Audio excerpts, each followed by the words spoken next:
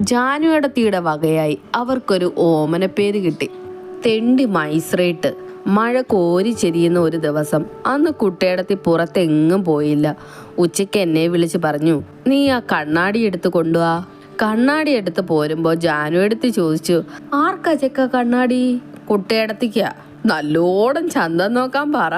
ഉള്ളിൽ ജാനുവടത്തിയെ ശകാരിച്ചാണ് ഞാൻ കണ്ണാടിയും കൊണ്ട് പോന്നത്.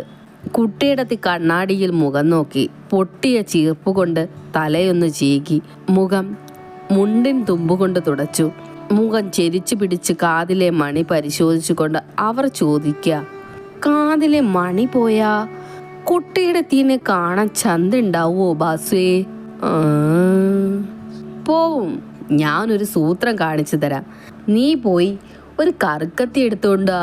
ഞാൻ കറിക്കത്തി കൊണ്ടുവന്നു. കുട്ടിയിടത്തി ഓവ് തുണ്ടിൽ ഉരച്ച് കത്തി മൂർച്ച കൂട്ടി. മൂലയിൽ വെച്ചിരുന്ന കോളാമ്പി എടുത്ത് കട്ടിലിന് താഴെ വെച്ച് വാതിലടച്ചു. ആരോടും മിണ്ടല്ലേ. എന്ത്? എനിക്കൊന്നും മനസ്സിലായില്ല.